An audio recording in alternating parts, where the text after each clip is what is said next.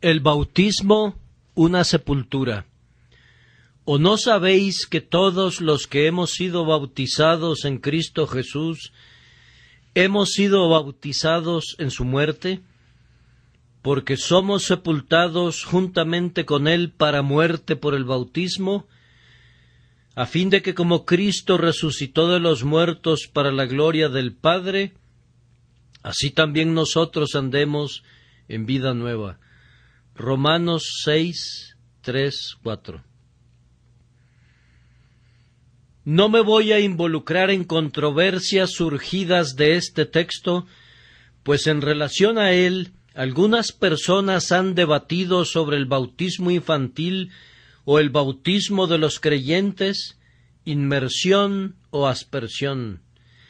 Si hay algunos que puedan ofrecer una interpretación de este texto que sea constructiva y consistente, desde una perspectiva diferente de la que entiende que la inmersión de los creyentes constituye el bautismo cristiano, me gustaría ver cómo lo hacen. Yo soy absolutamente incapaz de realizar tal hazaña, y ni siquiera me puedo imaginar cómo lograrlo. Me basta con aceptar el punto de vista que el bautismo simboliza la sepultura de los creyentes en el agua en el nombre del Señor, y desde esa perspectiva voy a interpretar el texto. Si otros tienen otra perspectiva, al menos puede interesarles saber lo que nosotros entendemos acerca del significado del rito del bautismo, y espero que no dejen de reflexionar sobre el sentido espiritual simplemente porque difieren de nosotros en cuanto al signo externo. Después de todo, el emblema visible no es la materia más destacada del texto. Que el Espíritu Santo nos ayude a discernir la enseñanza esencial. No creo que Pablo diga que si personas indignas tales como los incrédulos y los hipócritas y los engañadores son bautizados, en la muerte de nuestro Señor son bautizados. Pablo dice, todos los que hemos sido, contándose él mismo con el resto de los hijos de Dios. Él se refiere a los que están calificados para el bautismo y se acercan a él con sus corazones cambiados. Pablo dice de ellos, ¿o no sabéis que todos los que hemos sido bautizados en Cristo Jesús, hemos sido bautizados en su muerte? Pablo ni siquiera pretende decir que quienes han sido bautizados adecuadamente han percibido la totalidad de su significado espiritual, pues si así fuera, no hubiera sido necesaria la pregunta ¿o no sabéis? Parecería que algunos habían sido bautizados sin entender claramente el significado de su propio bautismo. Tenían fe y un poco del suficiente conocimiento para calificarlos para el bautismo, pero no habían sido instruidos adecuadamente en la enseñanza del bautismo. Tal vez ellos sólo veían en el bautismo el aspecto del lavamiento, pero no habían discernido todavía el aspecto de la sepultura. Voy a ir más allá y decir que me pregunto si alguien de nosotros ya conoce la totalidad del significado de cualquiera de las ordenanzas que Cristo ha instituido.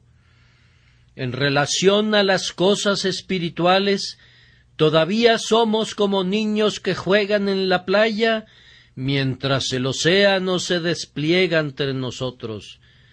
En el mejor de los casos, nos adentramos hasta los tobillos, como nuestros niños lo hacen en las playas. Muy pocos de nosotros estamos aprendiendo a nadar, pero únicamente lo hacemos donde podemos tocar el fondo sin problemas. ¿Quién de nosotros se ha alejado hasta perder de vista la playa, nadando en el Atlántico del amor divino, donde una verdad insondable se extiende abajo y el infinito lo rodea todo? Oh, que Dios nos enseñe cada día más acerca de lo que ya conocemos en parte, y que la verdad que hasta ahora hemos percibido vagamente venga a nosotros de una manera más clara y más brillante, hasta que veamos todo a la limpia luz del sol. Esto sólo se puede dar conforme nuestro carácter se vuelva más claro y más puro, pues vemos según lo que somos, y como es el ojo, así es lo que ve. Sólo el puro corazón puede ver a un Dios puro y santo. Seremos semejantes a Jesús cuando lo veamos como es, y ciertamente nunca lo veremos como es hasta que no seamos semejantes a Él. En relación a las cosas celestiales, vemos en la medida de lo que tenemos dentro de nosotros.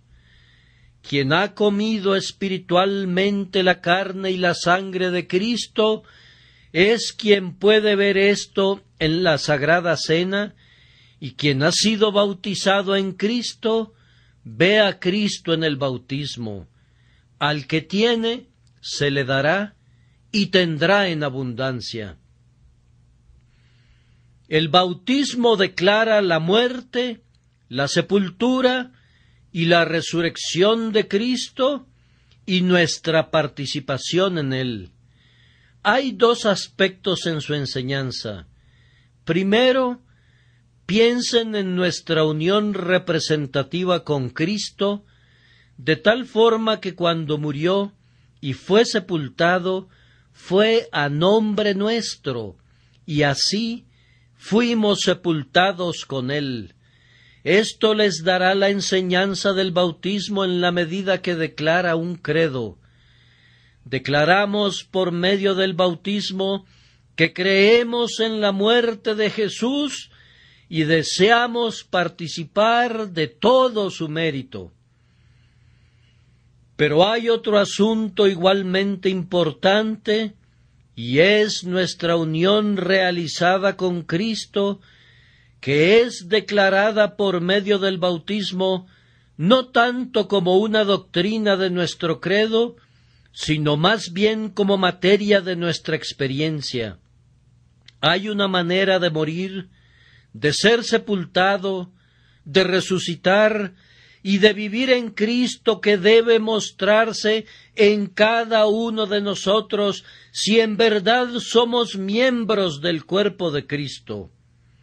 Entonces, en primer lugar, quiero que piensen en nuestra unión representativa con Cristo, que es presentada en el bautismo como una verdad que debemos creer. Nuestro Señor Jesús es el sustituto de su pueblo, y cuando murió, lo hizo a nombre de su pueblo y en lugar suyo. La grandiosa doctrina de nuestra justificación tiene su sustento en esto, que Cristo llevó nuestros pecados, tomó el lugar que nos correspondía, y como nuestra garantía, sufrió y sangró y murió, presentando de esta manera a nombre nuestro un sacrificio por el pecado. Debemos verlo no como una persona privada, sino como nuestro representante. En el bautismo somos sepultados con Él en la muerte, para mostrar que su muerte y su sepultura son por nosotros. El bautismo como una sepultura con Cristo significa, en primer lugar, aceptar que la muerte y la sepultura de Cristo son por nosotros.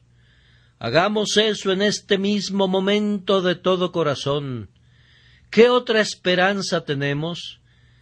cuando nuestro divino Señor descendió de las alturas de la gloria y se hizo hombre, se hizo uno contigo y conmigo, y siendo encontrado a semejanza del hombre, complació al Padre poner el pecado sobre él, tus pecados y los míos.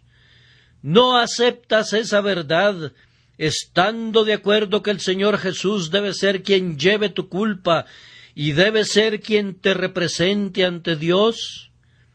Cada uno de ustedes diga, amén, amén. Él fue colocado en el madero cargado con toda esa culpa, y allí Él sufrió en lugar nuestro lo que nosotros debimos haber sufrido. Complació al Padre, en vez de castigarnos a nosotros, castigarlo a Él. Lo llenó de aflicción, convirtiendo a su alma en una ofrenda por el pecado. ¿No aceptamos gustosamente a Jesús como nuestro sustituto? Queridos hermanos, ya sea que hayan sido bautizados en agua o no, yo les hago esta pregunta: ¿aceptan al Señor Jesús como su garantía y sustituto? Pues si no lo aceptan, ustedes cargarán con su propia culpa y llevarán su propia pena, y estarán en el lugar que les corresponde bajo la mirada de la airada justicia de Dios. Muchos de nosotros decimos desde lo profundo de nuestro corazón en este instante: mi alma mira atrás para ver todas las cargas que tú llevaste cuando pendías del maldito madero, con la esperanza que su culpa estuvo allí. Entonces, al ser sepultados con Cristo en el bautismo, ponemos nuestro sello al hecho que la muerte de Cristo fue a favor nuestro, y que nosotros estábamos en Él, y morimos en Él, y en señal de nuestra fe, damos nuestro consentimiento a la tumba líquida, y nos entregamos para ser sepultados de conformidad a su mandato. Este es un asunto de fe fundamental. Cristo muerto y sepultado por nosotros. En otras palabras, sustitución, garantía, sacrificio vicario. Su muerte es la base de nuestra confianza. No somos bautizados en su ejemplo o en su vida, sino en su muerte. Aquí confesamos que toda nuestra salvación descansa en la muerte de Jesús, y aceptamos que esa muerte tuvo lugar en sustitución nuestra. Pero esto no es todo, porque si debo ser sepultado, no es porque yo acepto la muerte sustitutiva de alguien más a favor mío, sino porque yo mismo estoy muerto. El bautismo es un reconocimiento de nuestra propia muerte en Cristo. ¿Por qué debe ser enterrado un hombre que está vivo? Es más, ¿por qué debe ser enterrado porque otro haya muerto por él? Mi sepultura con Cristo quiere decir no sólo que Él murió por mí, sino que morí en Él. Así que mi muerte con Él necesita una sepultura con Él. Jesús murió por nosotros porque Él es uno con nosotros. El Señor Jesucristo no llevó los pecados de su pueblo debido a una elección arbitraria de Dios, pero era lo más natural y adecuado y propio que llevara los pecados de su pueblo, pues ellos son su pueblo y Él es la cabeza de todos ellos. le incumbía a Cristo sufrir por esta razón, que Él era el representante de su pueblo en el pacto. Él es la cabeza del cuerpo, la Iglesia, y si los miembros pecaron, era necesario que la cabeza, aunque no hubiera pecado, sufriera la consecuencia de los actos del cuerpo. Así como hay una relación natural entre Adán y los que están en Adán, así hay una relación entre el segundo Adán y quienes están en él. Yo acepto que lo que hizo el primer Adán es también mi pecado. Algunos de ustedes pueden tener problemas con eso, y con toda la dispensación del pacto, pero puesto que Dios así lo quiso, y yo siento su efecto, no veo ningún caso en oponerme. Así como acepto el pecado del padre Adán, y siento que he pecado en él, así también acepto con intenso gozo la muerte y el sacrificio de expiación de mi segundo Adán, y me da júbilo que en él he muerto y he resucitado. Viví, morí, guardé la ley, y la justicia quedó satisfecha en mi cabeza del pacto. Permítanme ser sepultado en el bautismo para poder mostrar a quienes me rodean que creo haber sido uno con mi Señor en su muerte y en su sepultura por el pecado. Mira esto, oh Hijo de Dios, y no tengas ningún miedo. Estas son grandiosas verdades, pero son ciertas y consoladoras. Te estás adentrando ahora en medio de las grandes olas del océano Atlántico, pero no tengas miedo. Date cuenta del efecto santificante de esta verdad. Suponte que un hombre hubiera sido condenado a muerte a causa de un gran crimen. Supón también que ya ha muerto por ese crimen, y ahora, por una maravillosa obra de Dios, después de haber muerto, ha recibido una nueva vida. Regresa nuevamente de los muertos para convivir en medio de los hombres. ¿Y cuál debería ser el estado de su mente en relación a su ofensa? ¿Cometería ese crimen otra vez? ¿Un crimen por el que ha muerto? Digo enfáticamente, Dios no lo quiera. Más bien diría, he probado la amargura de este pecado, y he sido milagrosamente levantado de la muerte que trajo sobre mí, y he recibido una nueva vida. Ahora voy a odiar la cosa que me dio muerte, y la voy a aborrecer con toda mi alma. Quien ha recibido la paga del pecado debería aprender a evitarlo en el futuro. Pero tú respondes, nunca morimos así, nunca tuvimos que sufrir la debida recompensa por nuestros pecados. Concedido. Pero eso que Cristo hizo por ti equivale a lo mismo, y el Señor lo mira de la misma manera. Estás tan unido a Jesús que debes considerar su muerte como tu muerte, sus sufrimientos como el castigo de tu paz. Tú has muerto en la muerte de Jesús, y ahora por una gracia extraña y misteriosa eres levantado de nuevo del foso de corrupción a una nueva vida. ¿Acaso quieres regresar al pecado? ¿Has visto lo que Dios piensa del pecado? ¿Percibes que Él lo aborrece completamente? Pues cuando fue colocado sobre su querido Hijo, no lo perdonó, sino que lo afligió y lo hirió de muerte. ¿Puedes tú, después de todo esto, regresar a la cosa maldita que Dios aborrece? Ciertamente, el efecto de la gran aflicción del Salvador debe ser santificante sobre tu espíritu. ¿Cómo es posible que nosotros que estamos muertos al pecado podamos vivir más en él? ¿Cómo es posible que nosotros que hemos pasado bajo su maldición y hemos soportado su terrible castigo, toleremos de nuevo su poder? ¿Acaso queremos regresar a este mal villano, asesino, virulento y abominable? No puede ser. Dios no lo quiera.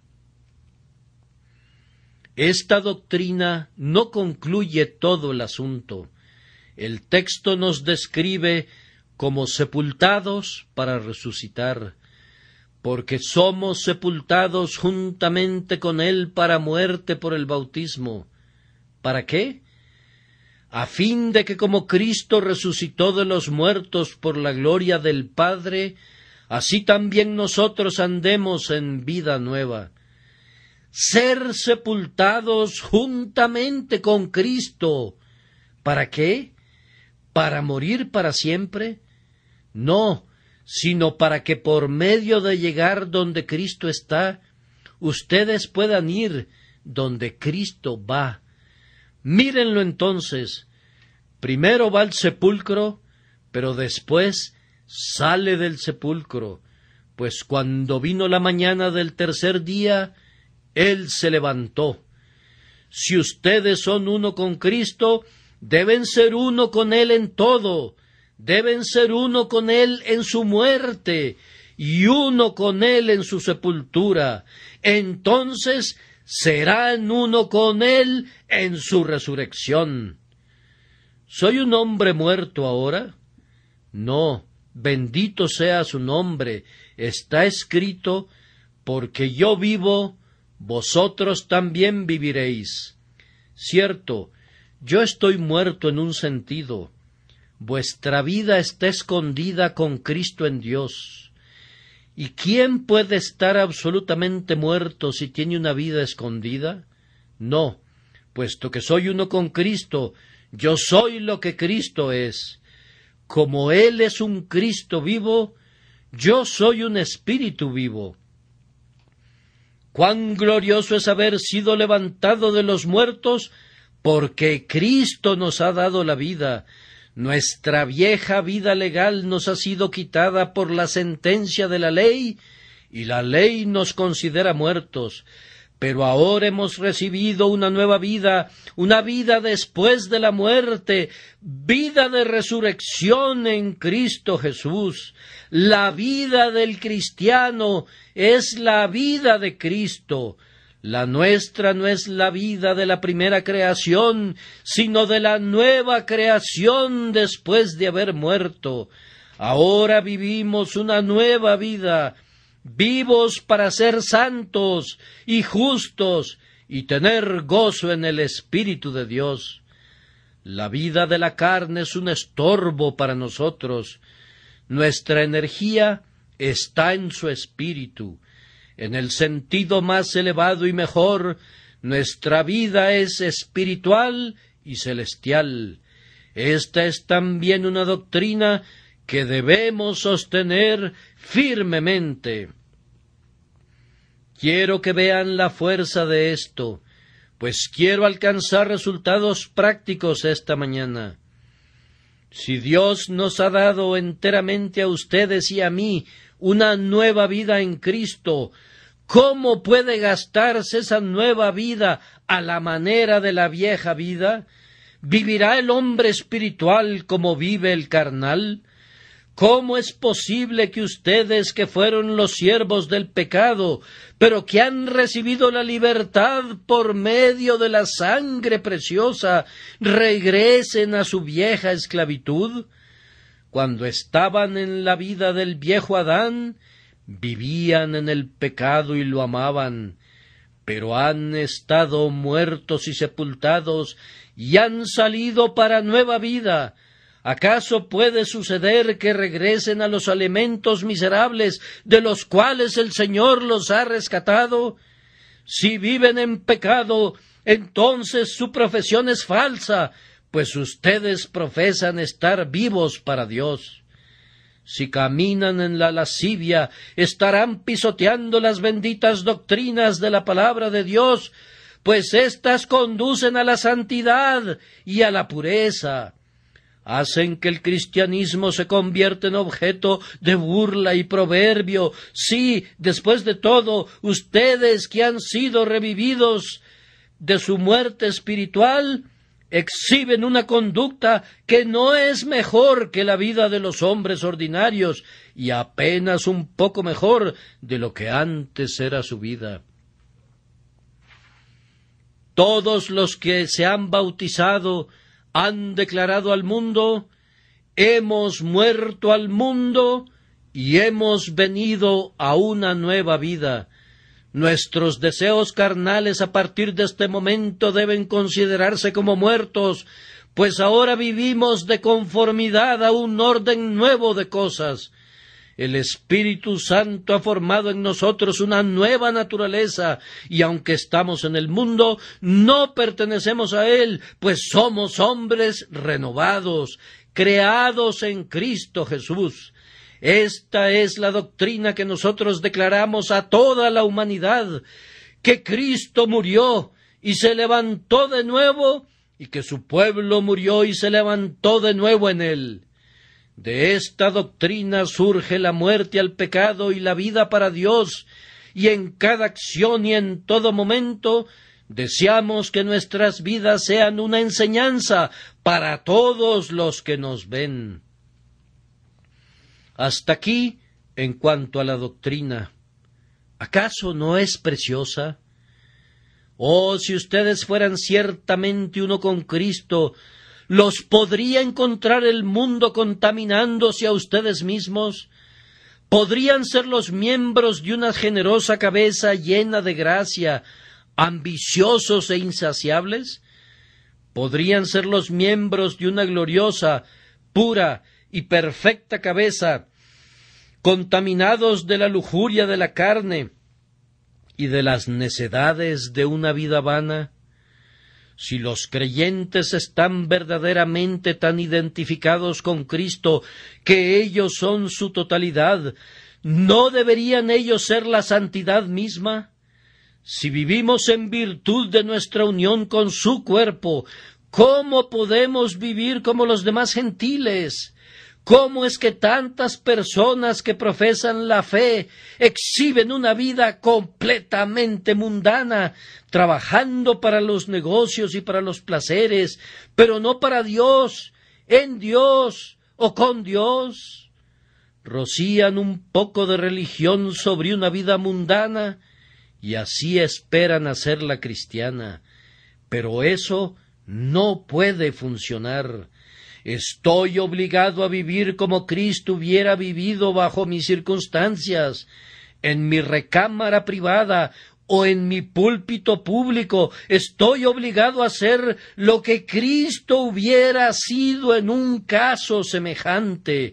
Estoy obligado a demostrar a los hombres que la unión con Cristo no es una ficción o un sentimiento fanático, sino más bien que estamos influenciados por los mismos principios y guiados por los mismos motivos.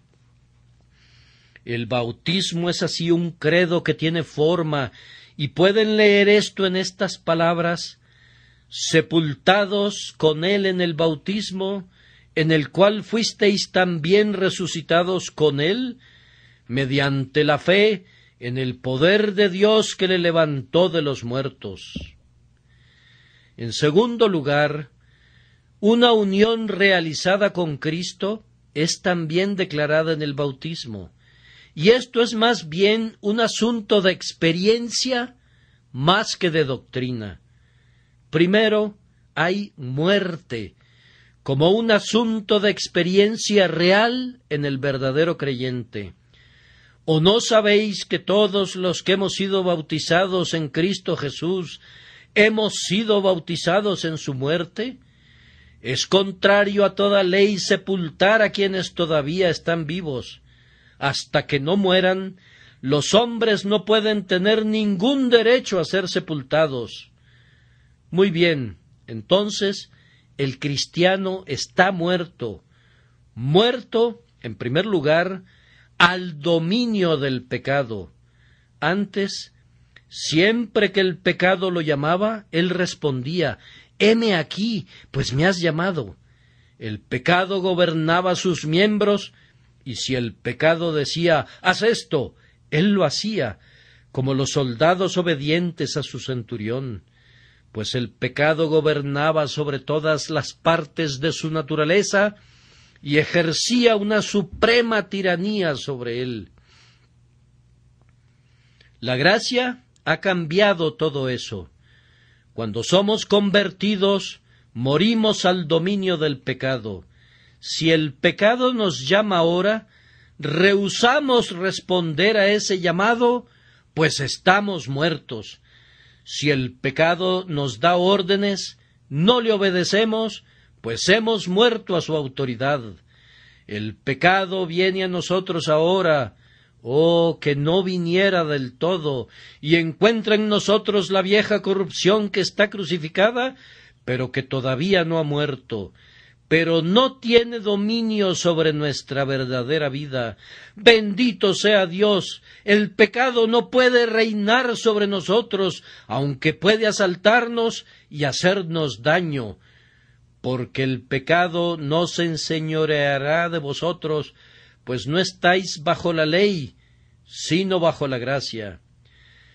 Pecamos, pero presentando batalla. Con cuánta aflicción miramos nuestras transgresiones pasadas, con cuánta sinceridad tratamos de evitarlas. El pecado intenta mantener sobre nosotros el poder que ha usurpado, pero nosotros no le reconocemos como nuestro soberano.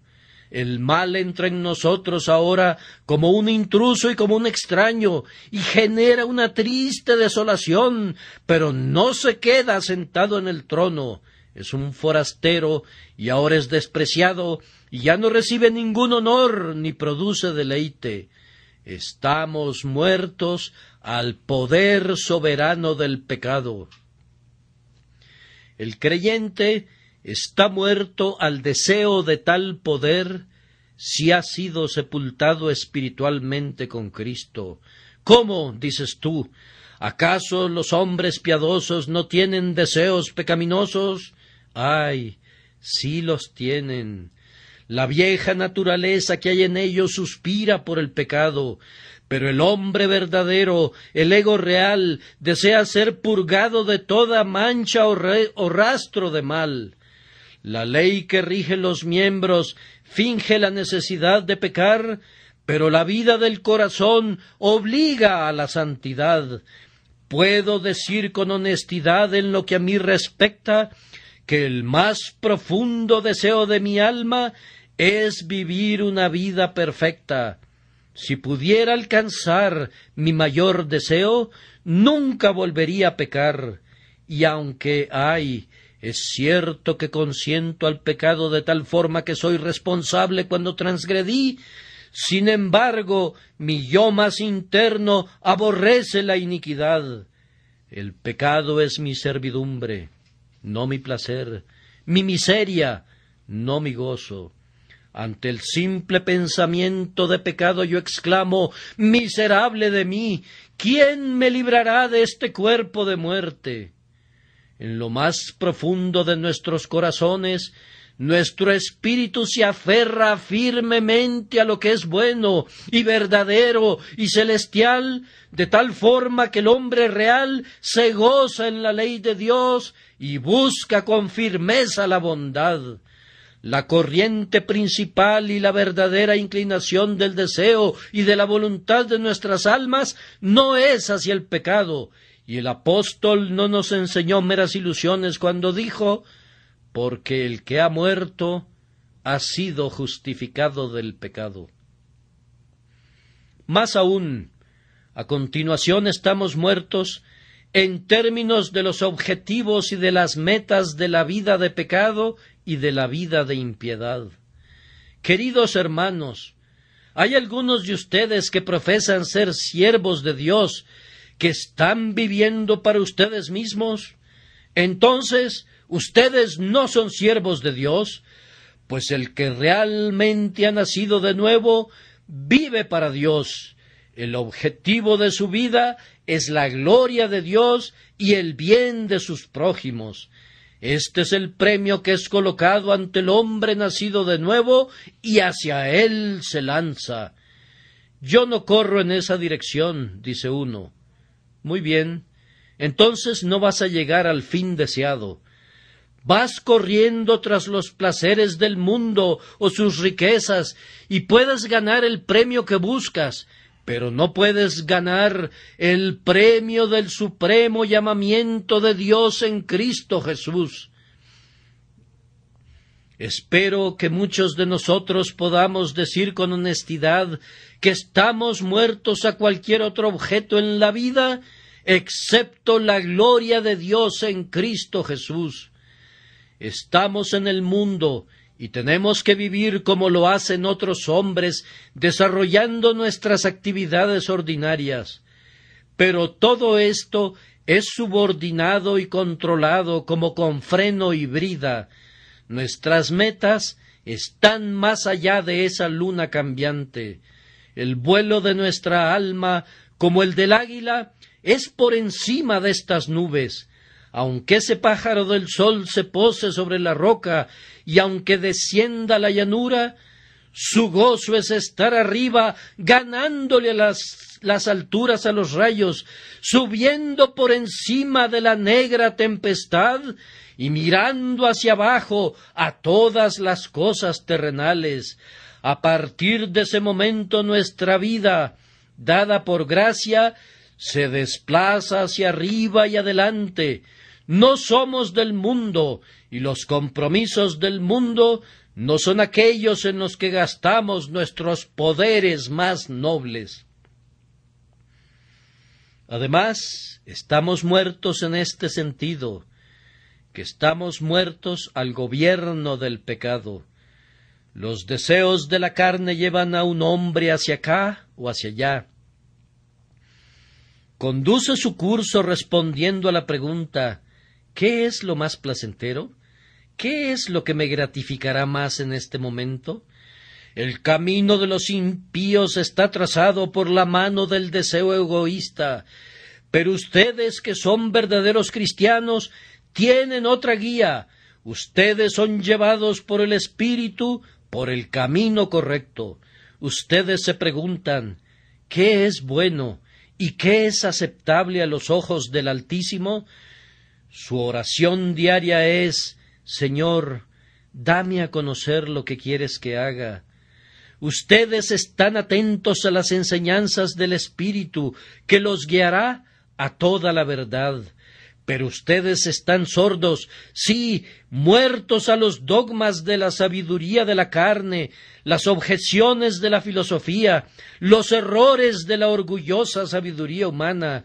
Guías ciegos que caen con sus víctimas al hoyo son evitados por ustedes, pues han escogido el camino del Señor. ¡Qué bendita condición del corazón es esta! Espero, queridos hermanos, que hemos alcanzado esa condición. Conocemos la voz del pastor y no vamos a seguir a ningún extraño. Uno es nuestro maestro y sometemos nuestros entendimientos a su enseñanza infalible. Nuestro texto debe haber tenido un significado poderoso entre los romanos del tiempo de Pablo, pues ellos estaban hundidos en todo tipo de odiosos vicios. Tomen a un romano promedio de ese período y encontrarán en él a un hombre acostumbrado a pasar una buena parte de su tiempo en el anfiteatro, endurecido por las escenas brutales de los espectáculos sangrientos, en los que los gladiadores se mataban entre sí para distraer a las muchedumbres que se divertían.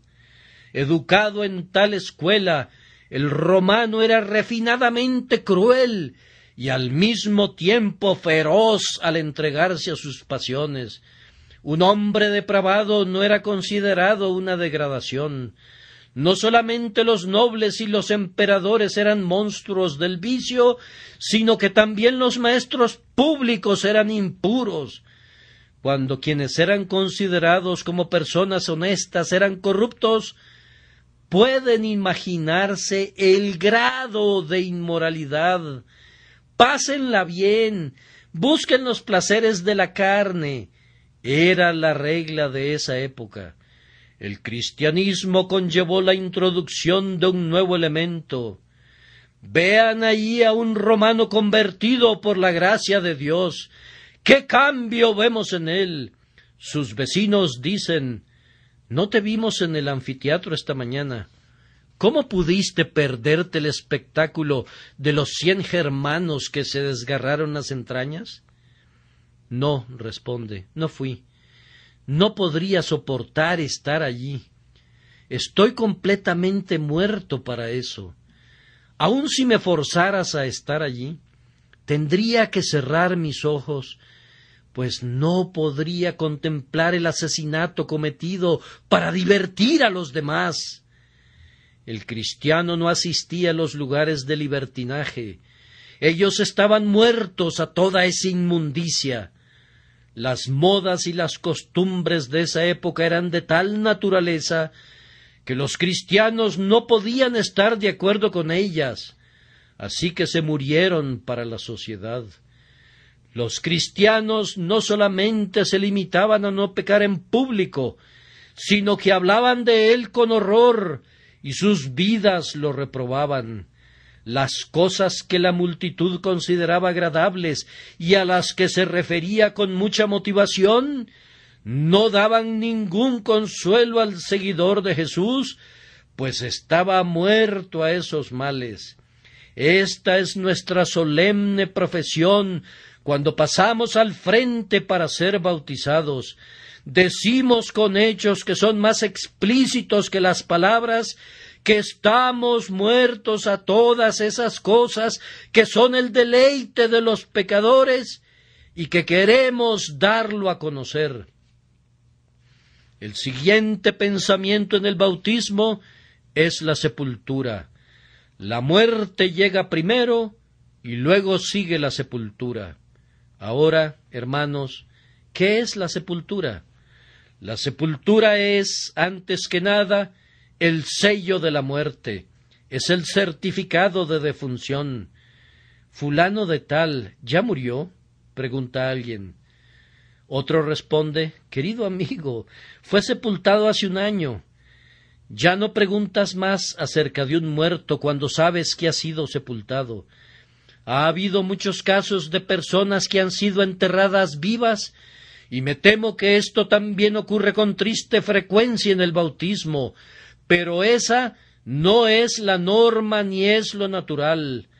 Me temo que muchos han sido enterrados vivos en el bautismo y por lo tanto se han levantado y han salido del sepulcro tal como eran antes. Pero si la sepultura es verdadera, es un certificado de muerte. Si puedo decir en verdad: «Fui sepultado con Cristo hace 30 años», seguramente que estoy muerto. Ciertamente el mundo pensaba así, pues no mucho tiempo después de haber sido sepultado con Jesús, comencé a predicar su nombre, y para entonces el mundo me consideraba enajenado y decían: «apesta». Comenzaron a hablar mal del predicador en todos sentidos, pero mientras más apestaba en sus narices, yo me sentía mejor, pues de esa manera estaba completamente seguro que yo estaba realmente muerto para el mundo. Es bueno que el cristiano resulte ofensivo para el hombre impío. Miren cómo nuestro Señor apestaba en la estima de los impíos cuando exclamaban: «¡Fuera! ¡Fuera! ¡Crucifícale!», aunque ninguna corrupción podía ni siquiera acercarse a su cuerpo bendito. Sin embargo, su carácter perfecto no fue saboreado por esa perversa generación. Por tanto, debe haber en nosotros muerte al mundo, conjuntamente con algunos de los efectos de la muerte, o de lo contrario, nuestro bautismo es nulo. Así como la sepultura es el certificado de muerte, así la sepultura con Cristo es el sello de nuestra mortificación al mundo. Seguidamente, la sepultura es la manifestación de la muerte. Cuando el hombre está dentro de una habitación, los que pasan no saben que está muerto, pero cuando se llevan a cabo los funerales y lo llevan a través de las calles, todo el mundo sabe que está muerto. Eso es lo que el bautismo debe ser. La muerte del creyente al pecado es al principio un secreto, pero por medio de una confesión abierta, él invita a todos los hombres para que sepan que está muerto con Cristo. El bautismo es el rito funeral por medio del cual la muerte al pecado es declarada abiertamente ante todos los hombres. A continuación, la sepultura es la separación de la muerte. El muerto ya no se queda en la casa, sino que es colocado aparte como alguien que deja de ser contado entre los vivos. Un cadáver no es una compañía bienvenida. Aun el objeto más amado, después de un poco, ya no puede ser tolerado cuando la muerte ha hecho su trabajo en él. Aun Abraham, que había estado por tanto tiempo unido a Sara, dice: sepultaré a mi muerta delante de mí. Así es el creyente cuando su muerte al mundo es plenamente conocida. Es una pobre compañía para los mundanos, y ellos lo evitan como un aguafiestas de sus orgías. El verdadero santo es puesto en una categoría separada con Cristo de conformidad a su palabra. Si a mí me han perseguido, también a vosotros os perseguirán. El santo es depositado en la misma tumba que su Señor, pues como Él estuvo, así estamos nosotros en este mundo. Está encerrado por el mundo en el único cementerio de los fieles, si puedo llamarlo así, donde todos los que están en Cristo están completamente muertos al mundo, con un epitafio para todos ellos: porque habéis muerto, y vuestra vida está escondida con Cristo en Dios. Y la tumba es el lugar, no encuentro la palabra apropiada, de la irrevocabilidad de la muerte, pues cuando un hombre muere y es enterrado, no esperas verlo regresar a casa nunca. En lo que respecta a este mundo, la muerte y la sepultura son irrevocables. Dicen por ahí que los espíritus caminan por la tierra, y todos hemos leído en los periódicos la verdad acerca de los fantasmas, pero yo tengo mis dudas al respecto.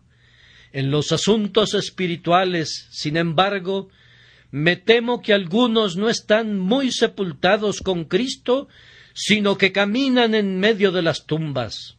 Me entristece profundamente que así sea. El hombre en Cristo no puede caminar como un fantasma, porque está vivo en otro lugar, ha recibido un nuevo ser, y por tanto no puede andar murmurando ni espiando en medio de los hipócritas que están muertos a su alrededor. Vean lo que nuestro capítulo dice acerca de nuestro Señor. Sabiendo que Cristo, habiendo resucitado de los muertos, ya no muere, la muerte no se enseñorea más de él, porque en cuanto murió, al pecado murió una vez por todas, mas en cuanto vive, para Dios vive. Si hemos sido levantados una vez de las obras muertas, nunca regresaremos a ellas otra vez. Puedo pecar, pero el pecado no puede nunca tener dominio sobre mí. Puedo ser un transgresor y alejarme mucho de mi Dios, pero nunca voy a regresar otra vez a la vieja muerte. Cuando la gracia de mi Señor me tomó y me sepultó, Él obró en mi alma la convicción de que a partir de ese momento y para siempre yo estaba muerto al mundo. Estoy muy contento porque no hice ningún compromiso, sino que salí completamente. He desenvainado la espada y me despojé de la funda. Díganle al mundo que no intente recobrarnos, pues ya no le somos útiles, y es como si estuviéramos muertos. Todo lo que podría recuperar serían nuestros esqueletos. Díganle al mundo que no pretenda tentarnos más, pues nuestros corazones han sido cambiados. El pecado puede hechizar al viejo hombre que cuelga allí sobre la cruz y puede mirar de reojo en esa dirección, pero no puede dar seguimiento a su mirada, pues no puede bajarse de la cruz. El Señor ha tenido cuidado de usar muy bien su martillo y ha clavado sus manos y sus pies de manera muy firme, de tal forma que la carne crucificada debe permanecer en el lugar de la perdición y de la muerte. Sin embargo, la vida verdadera y genuina en nosotros no puede morir, pues es nacida de Dios. Tampoco puede habitar en las tumbas, pues su llamado es a la pureza y al gozo y a la libertad, y a ese llamado se entrega. Hemos avanzado hasta la muerte y a la sepultura, pero el bautismo, de acuerdo al texto, representa también la resurrección, a fin de que como Cristo resucitó de los muertos por la gloria del Padre, así también nosotros andemos en vida nueva. Ahora, observen que el hombre que está muerto en Cristo y sepultado en Cristo, también es resucitado en Cristo, y esta es una obra especial en él. No todos los muertos son resucitados, pero nuestro Señor mismo, primicias de los que durmieron, es hecho. Él es el primogénito que ha resucitado. La resurrección fue una obra especial en el cuerpo de Cristo, por medio de la cual fue levantado, y esa obra, comenzada sobre la cabeza, continuará hasta que todos los miembros participen de ella, pues, aunque nuestros propios pecados requieren que nuestra carne bese el polvo, sin embargo, como el Señor nuestro Salvador resucitó, así todos sus seguidores lo seguirán. En cuanto a nuestra alma y a nuestro espíritu, la resurrección ha dado comienzo en nosotros. No ha venido a nuestros cuerpos todavía, pero será dada en el día designado. Por el momento una obra especial ha sido realizada en nosotros, por la cual hemos sido levantados de entre los muertos. Hermanos, si hubieran muerto y hubieran sido sepultados y estuvieran descansando una noche, digamos, en el cementerio de Woking, y si una voz divina los hubiera llamado para salir de la tumba, cuando las estrellas silenciosas estuviesen brillando en el firmamento, sí, digo, ustedes se hubieran levantado del verde montículo de tierra, cuán solitarios estarían en el vasto cementerio en medio de la tranquila noche. ¿Cómo te sentarías junto a la tumba y esperarías a que amaneciera? Eso se parece a tu condición en relación al mundo actual, lleno de mal. Tú eras en un tiempo igual al resto de los pecadores que te rodean, muerto en el pecado y durmiendo en la tumba de las malas costumbres. El Señor, por su poder, te ha llamado a salir de tu tumba, y ahora estás vivo en medio de la muerte. No puede haber compañerismo aquí para ti, pues ¿qué comunión tienen los vivos con los muertos? El hombre allí en el cementerio que ha recibido nueva vida no encontraría a nadie entre todos los muertos a su alrededor con quien poder conversar, y ustedes no pueden encontrar a ningún compañero en este mundo. Allí está una calavera, pero no puede ver por las cuencas de sus ojos, tampoco puede hablar su boca siniestra. Veo una masa de huesos amontonados en aquella esquina. El que está vivo les dirige la mirada, pero ellos no pueden ni oír ni hablar. Imagínate que estás allí. Todo lo que podrías hacer sería preguntarles a los huesos: ¿vivirán estos huesos? Serías un extraño en esa casa de corrupción y te apresurarías a huir de allí. Esa es tu condición en el mundo. Dios te ha levantado de entre los muertos, te ha sacado de la compañía con quienes antes conversabas. Ahora te ruego, no vayas a escarbar la tierra para abrir las tumbas y a encontrar a un amigo allí. ¿Quién abriría un ataúd y exclamaría: ven, tienes que beber conmigo, tienes que ir al teatro conmigo? No, nos aterra la idea de asociarnos con la muerte, y tiemblo cuando veo a un hombre que profesa la fe tratando de tener comunión con los hombres del mundo. Por lo cual, salid de en medio de ellos, y apartaos, dice el Señor, y no toquéis lo inmundo. Tú sabes lo que pasaría si fueras levantado así, y fueras obligado a sentarte muy cerca de un cadáver recientemente sacado de la tumba. Gritarías: no puedo soportarlo, no puedo aguantarlo. Te pondrías del lado del viento ante ese horrible cadáver. Así sucede con el hombre que vive realmente para Dios. No puede tolerar actos de injusticia, opresión o de falta de castidad, pues la vida aborrece la corrupción.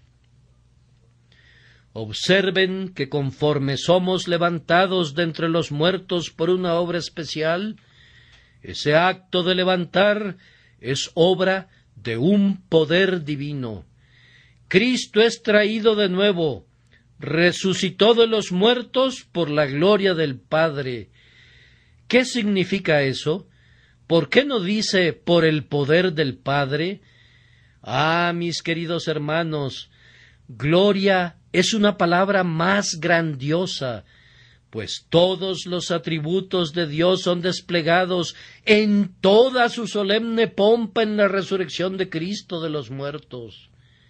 Estaba allí la fidelidad del Señor, pues ¿no había declarado que su alma no descansaría en el infierno y que su santo no vería la corrupción? ¿Acaso no se vio allí el amor del Padre? Estoy seguro que fue un deleite para el corazón de Dios devolver la vida al cuerpo de su querido Hijo, y así, cuando tú y yo seamos levantados de nuestra muerte en pecado, no es simplemente el poder de Dios, no es meramente la sabiduría de Dios, los atributos que pueden verse, es la gloria del Padre. Oh, pensar que cada hijo de Dios que ha recibido nueva vida, la ha recibido por la gloria del Padre. No sólo se ha requerido del Espíritu Santo y de la obra de Jesús y del trabajo del Padre, sino de la mismísima gloria del Padre. Si la más pequeña chispa de vida espiritual debe ser creada por la gloria del Padre, ¿cuál no será la gloria de esa vida cuando la perfección sea plena y seamos semejantes a Cristo y podamos verlo como es. Ah, mis queridos hermanos, valoren altamente la nueva vida que Dios les ha dado. Piensen que son más ricos que si tuvieran un mar de perlas, más grandes que si fueran descendientes de los príncipes de más noble alcurnia. Hay en ti eso que requirió de todos los atributos de Dios para ser creado. Él pudo crear un mundo con su poder, pero tú tienes que ser levantado de entre los muertos por la gloria del Padre.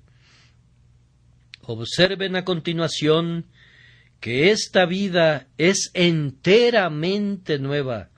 Se dice de nosotros, así también nosotros andemos en vida nueva.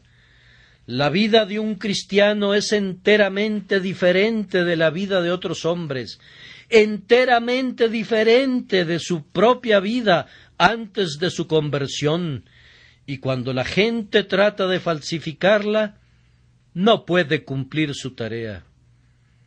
Una persona te escribe una carta tratando de convencerte de que es un creyente, pero al cabo de media docena de frases salta una línea que delata su impostura.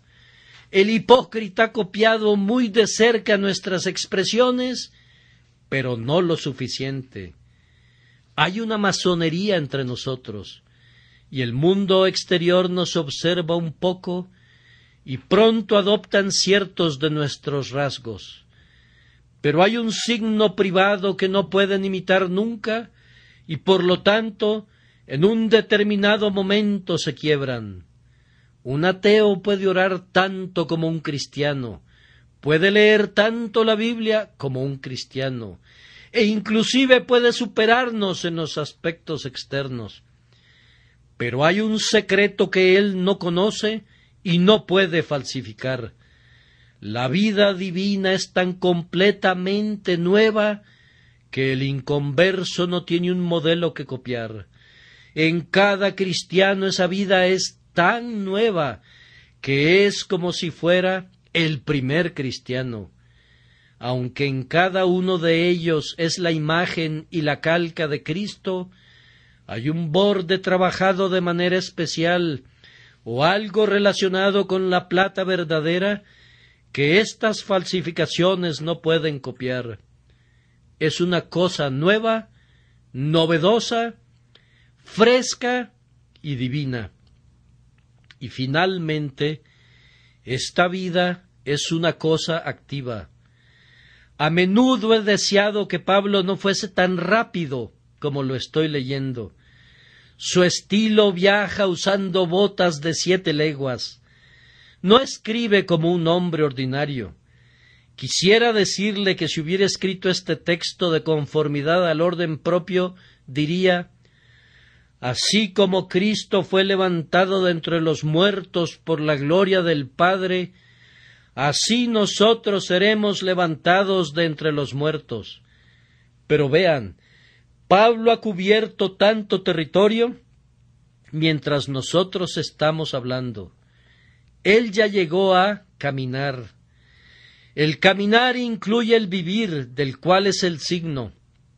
Y Pablo piensa tan rápido cuando el Espíritu de Dios está en él, que ha pasado más allá de la causa al efecto. Apenas hemos recibido vida nueva cuando ya estamos activos. No nos sentamos y decimos: he recibido una nueva vida. ¡Cuán agradecido debo estar!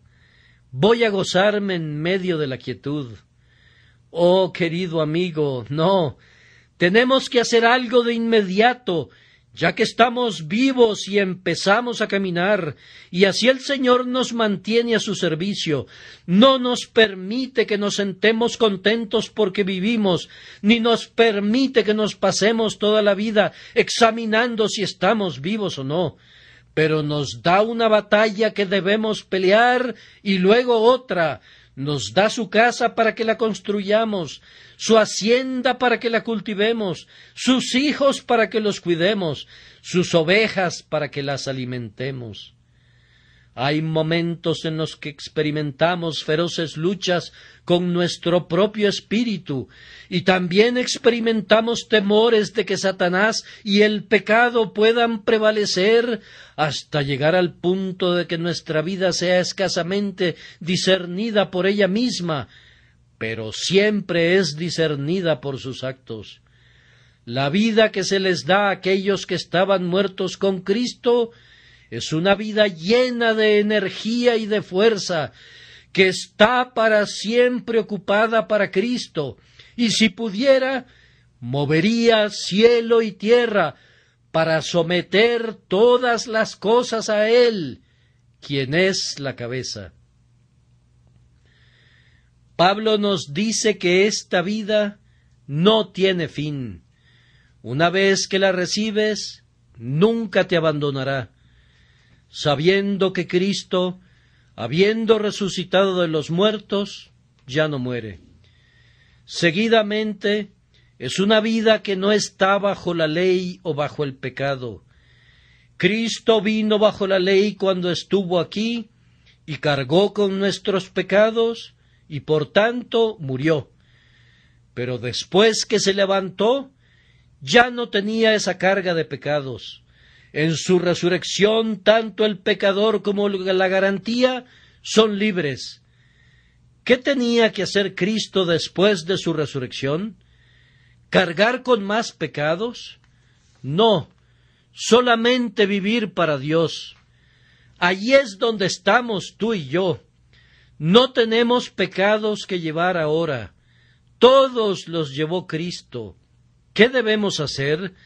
Cada vez que tenemos un dolor de cabeza o nos sintamos enfermos, ¿acaso debemos exclamar, «¿Este es un castigo por mi pecado»? Nada de eso. Nuestro castigo ya se ha cumplido. Hemos sufrido la pena capital y estamos muertos. Nuestra nueva vida debe ser para Dios. Todo lo que me queda por hacer es amar y cantar y esperar hasta que vengan los ángeles para llevarme donde está el Rey. Ahora debo servirle y deleitarme en él y usar el poder que me da para llamar a otros de entre los muertos, diciendo, «Despiértate, tú que duermes, y levántate de los muertos, y te alumbrará Cristo». No iré de regreso a la tumba de la muerte espiritual, ni me vestiré con el sudario del pecado, pero por la gracia divina voy a creer en Jesús, y voy a ir de fuerza en fuerza, no bajo la ley, ni temiendo el infierno, ni esperando acumular méritos para el cielo, sino como una nueva criatura, amando porque soy amado, viviendo para Cristo porque Cristo vive en mí, gozándome en la gloriosa esperanza de lo que está por ser revelado en virtud de mi unidad con Cristo. Pobre pecador, tú no sabes nada acerca de esta muerte y esta sepultura, y nunca lo sabrás hasta que no tengas el poder de convertirte en hijo de Dios, y que Él da a todos los que creen en su nombre. Cree en su nombre, y es todo tuyo. Amén y amén.